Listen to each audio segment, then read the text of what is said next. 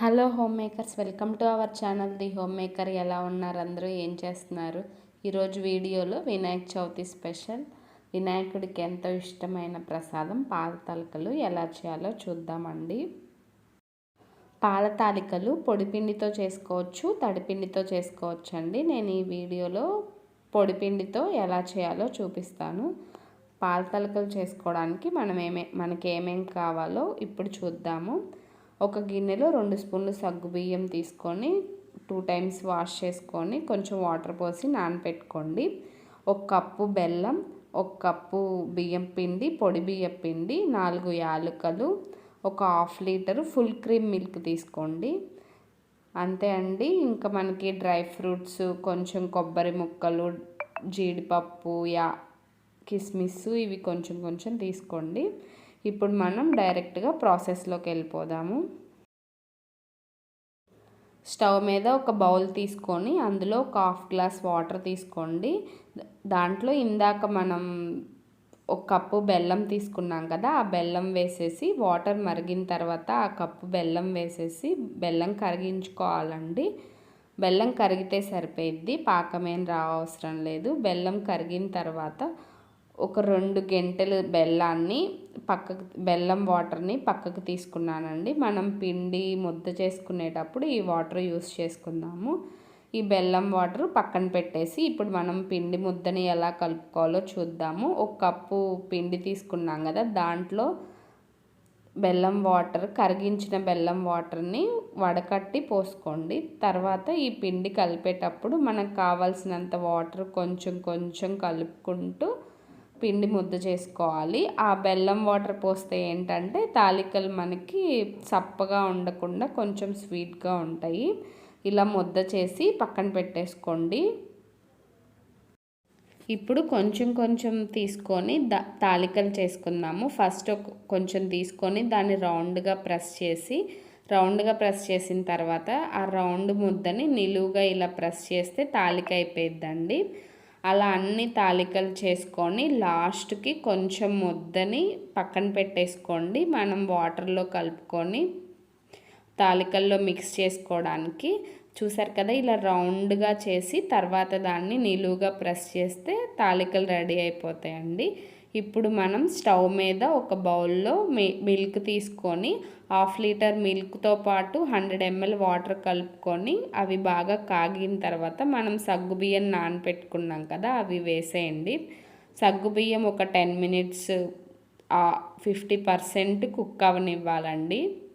ఈలోపు ఇంకో స్టవ్ మీద ఒక బౌల్ తీసుకొని దాంట్లో వాటర్ వేసుకొని అవి హీట్ అయిన తర్వాత మనం తాలికలు చేసుకున్నాం కదా, వాటిని ఒక 5 మినిట్స్ కుక్ చేయండి. ఈలోపు మనం ఇందాక కొంచెం ముద్ద విడిగా పెట్టేసుకున్నాం కదా, దాన్ని వాటర్లో ఇలా పల్చగా కలిపేసుకొని పక్కన పెట్టేసుకోండి. నీళ్ళల్లో ఈ కుక్ అయిన తాలికల్ని మనం ఇప్పుడు మిల్క్లో మిక్స్ చేసేసుకుందాము. ఈ మిల్క్లో ఈ తాలికల్ని మిక్స్ చేసేయండి. తాలికలు మిల్క్లో మిక్స్ చేసిన తర్వాత అడుగంటకుండా అప్పుడప్పుడు మధ్య మధ్యలో తిప్పుతూ ఉండండి. చూసారు కదా, తాలికలు బాగా కుక్ అయిపోతాయండి. ఒక 15 మినిట్స్ కుక్ చేసిన తర్వాత బాగా కుక్ అయిపోతాయి.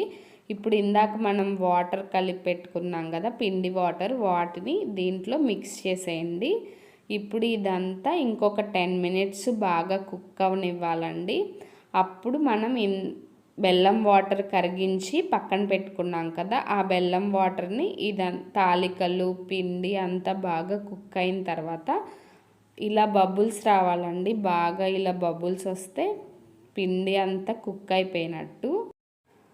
బెల్లం కరిగించి పక్కన పెట్టేసుకున్నాం కదా, ఆ బెల్లం బాగా కూల్ అయిపోవాలండి, ఆరిపోవాలి. ఆ బెల్లం వాటర్ని ఈ తాలికల్లో మనం కలిపేద్దాము, మిక్స్ చేసేద్దాము. మిక్స్ చేసిన తర్వాత ఈ 4 యాలకులు కొట్టుకొని తాలికల్లో మిక్స్ చేసేయండి. అంతే అండి, మన పాల తాలికలు ఎమ్మి రెడీ అయిపోయాయి. ఇప్పుడు దీన్ని ఒక 5 మినిట్స్ కుక్ అవనివ్వండి. ఈ పాల తాలికలు అడుగంటకుండా మధ్య మధ్యలో గెంటెతో తిప్పుకుంటూ ఉండాలండి. ఇప్పుడు మనం దీంట్లోకి డ్రై ఫ్రూట్స్ ఫ్రై చేసుకుందాము. ఈ పాల తలికలు ఇలా బబుల్స్ వచ్చే వరకు బాగా ఉడికించుకోండి. దీన్ని ఇప్పుడు పక్కన పెట్టేసుకొని స్టవ్ మీద ఒక కడాయి పెట్టుకొని దాంట్లో 2 టేబుల్ స్పూన్స్ గీ వేసుకోండి. నెయ్యి హీట్ అయిన తర్వాత పచ్చి కొబ్బరి ముక్కలు సన్నగా తరిగి 10-15 వరకు వేసుకోండి. కొబ్బరి ముక్కలు గోల్డెన్ బ్రౌన్ వచ్చే వరకు బాగా ఫ్రై చేసుకోవాలండి.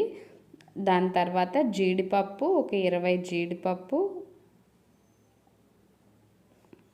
వేసుకోండి. జీడిపప్పు కూడా గోల్డెన్ బ్రౌన్ వచ్చిన తర్వాత ఒక 15-20 వరకు కిస్మిస్ కూడా వేసుకొని ఇవన్నీ బాగా ఫ్రై చేయండి.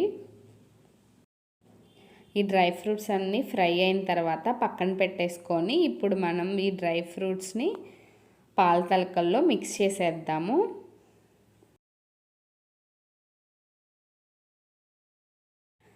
డ్రై ఫ్రూట్స్ పాల తలకల్లో మిక్స్ చేసిన తర్వాత వీటిని బాగా మిక్స్ చేసి ఒక 5 మినిట్స్ కుక్ అవనివ్వండి. కావాలంటే మీరు లాస్ట్లో ఒక 2 టేబుల్ స్పూన్స్ గీ కూడా యాడ్ చేసుకోండి. చాలా టేస్ట్ యాడ్ అవుతుంది. అంతే అండి, మన ఎమ్మి పాల తలకలు రెసిపీ రెడీ అయిపోయింది. ఇప్పుడు దీన్ని ఒక 5 మినిట్స్ కుక్ చేసుకొని డిష్ అవుట్ చేసుకోండి. చూసారు కదా పాల తలకల రెసిపీ. పొడి పిండితో ఎలా చేయాలో చూసారు కదా. మీకు కావాలంటే తడి పిండితో కూడా చేసుకోవచ్చు. ఈ రెసిపీ మీకు నచ్చినట్లయితే మీరు ట్రై చేసి ఎలా వచ్చిందో కామెంట్ సెక్షన్లో కామెంట్ చేయండి. ఈ వీడియో మీకు నచ్చినట్లయితే లైక్ చేసి షేర్ చేసి సబ్స్క్రైబ్ చేసుకోండి. Thanks for watching.